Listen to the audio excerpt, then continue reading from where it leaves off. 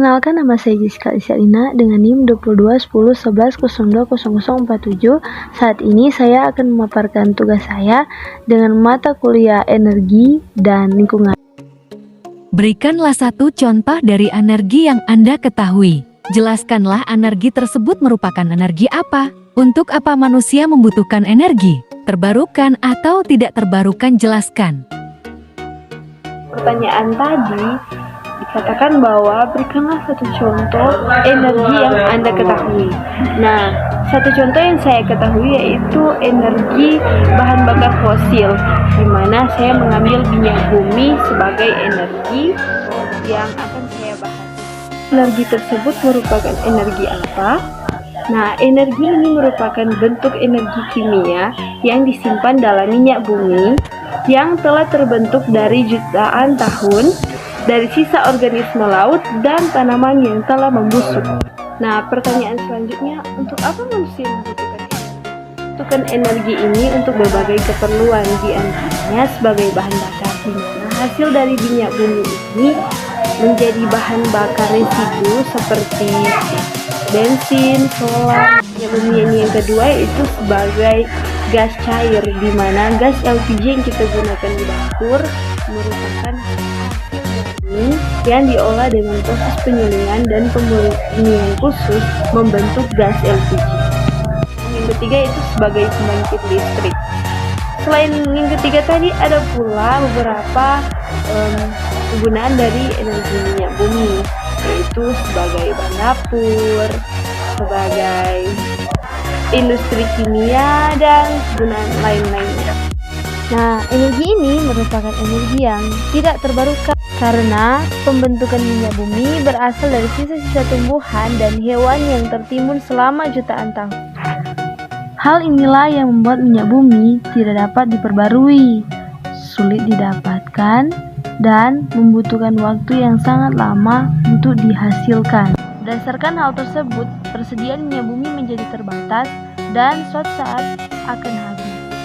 Bagaimana proses terbentuknya energi tersebut? Jelaskan dampak negatif dari energi tersebut, apakah dari proses produksi dan atau penggunaannya. Yang kedua yaitu bagaimana proses terbentuknya energi tersebut. Jelaskan dampak negatif dari energi tersebut, apakah dari proses produksi dan atau penggunaannya. Nah, energi minyak bumi yang berasal dari sisa-sisa organisme dan tanaman yang telah mati dan terkubur merupakan proses sedimentasi. Sisa organisme seperti tumbuhan, alga, plankton, dan makhluk hidup lainnya yang terbawa ke laut dan akhirnya tenggelam. Sisa-sisa organisme hidup tersebut kemudian menumpuk di dasar laut purba, terkubur dan membentuk sedimen organik. Sedimen yang terbentuk dapat mencapai jutaan ton dan menghasilkan tekanan yang besar dan suhu yang panas. Panas dan tekanan memecah senyawa organik seperti humin dan berbagai asam organik, lipid, protein, dan karbohidrat untuk membentuk rantai hidrokarbon panjang yang disebut geopolimer. Proses tersebut disebut diagenesis. Geopolimer kemudian membentuk senyawa berupa padatan helium yang disebut dengan kerogen. Nah, proses ketiga, pembentukan minyak bumi melalui katagenesis. Dalam proses katagenesis, rantai panjang hidrokarbon kerogen diputus menjadi lebih sedikit tetapi tidak terlalu kecil, atau dalam tanda kurung lebih dari 5 atom karbon, sehingga hidrokarbon kerogen yang awalnya berbentuk padatan berubah menjadi minyak bumi yang berbentuk cair. Nah, dampak negatif dari proses produksi dan atau penggunaan minyak bumi. Berdasarkan dari proses produksi, minyak diproses menggunakan alat penyulingan, dan dalam memproses minyak, kita akan menemukan limbah material yaitu ampas dari minyak yang tidak lagi terpakai. Hal itu bisa menyebabkan pencemaran lingkungan.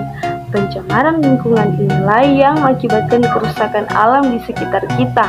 Akan banyak makhluk hidup di darat maupun di laut akan punah karena lingkungan sudah tercemar. Selain itu, minyak yang diproses menggunakan mesin penyulingan mengeluarkan asap dari pipa pembuangan uap yang dapat mencemari udara atau pencemaran udara. Dan berdasarkan dampak dari penggunaannya, setiap kendaraan dari mesin pabrik menggunakan bahan bakar minyak sebagai sumber energi dalam menggerakkan kendaraan. Asap yang dikeluarkan dari kendaraan itulah yang menjadi masalah utama dari dampak pencemaran udara, seperti asap dari motor, dari bus, dan lain-lainnya yang memicu terjadinya pencemaran udara. Di saat lingkungan kita sudah tercemar oleh asap, maka lingkungan pun menjadi tidak sehat dan kotor. Manusia maupun hewan yang menghirup asap tersebut dapat mengalami gangguan kesehatan seperti penyakit pernafasan, flu, asma, dan dapat beresiko kanker atau juga penyakit-penyakit lainnya. Tunjukkan jika dampak negatif dari energi itu menurunkan biodiversitas dan kesejahteraan manusia. Dalam soal yang ketiga, tunjukkan jika dampak negatif dari energi itu menurunkan biodiversitas dan kesejahteraan manusia. Hewan, tumbuh-tumbuhan, dan manusia memerlukan udara sebagai nafas hidup. Kita tahu bersama bahwa apabila udara tercemar, maka banyak pengaruh dari pencemaran asap kendaraan, asap pabrik, dan asap-asap lainnya dapat memicu terjadinya penurunan ekosistem dan keanekaragaman hayati. Adanya bahan kimia beracun di udara seperti asam sulfat dan nitrat dapat mengakibatkan kerusakan pada tanaman dan mempengaruhi populasi serangga, burung, dan hewan lainnya akibat banyak hewan dan tumbuhan yang mati. Dengan adanya udara yang tidak sehat sangat juga berpengaruh pada kesehatan manusia seperti yang saya sudah jelaskan tadi. Udara yang tercemar banyak menimbulkan penyakit, baik itu penyakit saluran pernafasan, paru-paru, jantung, dan penyakit-penyakit lainnya yang menjadi dampak yang berpengaruh pada kesejahteraan manusia. Jelaskan juga upaya apa yang dapat dilakukan agar dampak negatif dapat ditekan, boleh dari sisi penggunaan iptek, kebijakan maupun hal lain. Keempat, yaitu jelaskan juga upaya apa yang dapat dilakukan agar dampak negatif dapat ditekan, boleh dari sisi penggunaan iptek, kebijakan maupun hal lain. Nah, upaya yang kita dapat lakukan itu pertama menggunakan teknologi yang ramah lingkungan. Dan ini dapat dilakukan dengan mendorong penggunaan energi terbarukan seperti panel surya atau tenaga angin, pengembangan transportasi yang ramah akan lingkungan, dan teknologi efisiensi pada industri atau rumah tangga. Dan kedua, kebijakan pengurangan emisi. Pemerintah dapat mengeluarkan kebijakan untuk mengatur batasan emisi kendaraan bermotor, industri, atau pembangkit listrik guna mengurangi kerusakan lingkungan, polusi, dan lainnya. Dan yang ketiga, pengelolaan sampah yang ramah lingkungan. Sampah yang ditumpuk dan dibiarkan dapat menimbulkan polusi udara. Oleh karena itu, dapat dilakukan pengelolaan sampah dengan baik dan memenuhi standar keamanan. Apakah yang dilakukan oleh pemerintah Indonesia dan atau pemerintahan global dalam upaya menekan produksi dan penggunaan energi yang tidak ramah lingkungan? Jelaskanlah minimal satu perundangan yang terkait dengan contoh energi tersebut.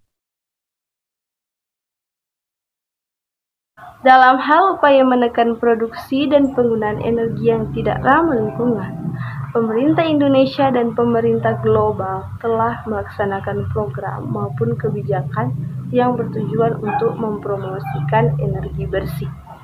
Para pemangku kepentingan pula berupaya dalam menghasilkan kebijakan yang memungkinkan untuk mengakses dan menggunakan energi terbarukan secara murah dan mudah. Dan contoh perundangan yang terkait dengan hal ini adalah Undang-Undang Nomor 30 Tahun 2007 tentang energi yang menetapkan bahwa pengembangan dan penggunaan energi harus dilakukan secara efisien, efektif, dan berkelanjutan untuk mencapai ketahanan energi nasional dan mengurangi dampak negatif pada lingkungan hidup. Sekianlah paparan materi dari tugas yang saya sudah jelaskan tadi. Semoga bermanfaat dan jangan lupa untuk subscribe, share, like, komen YouTube saya.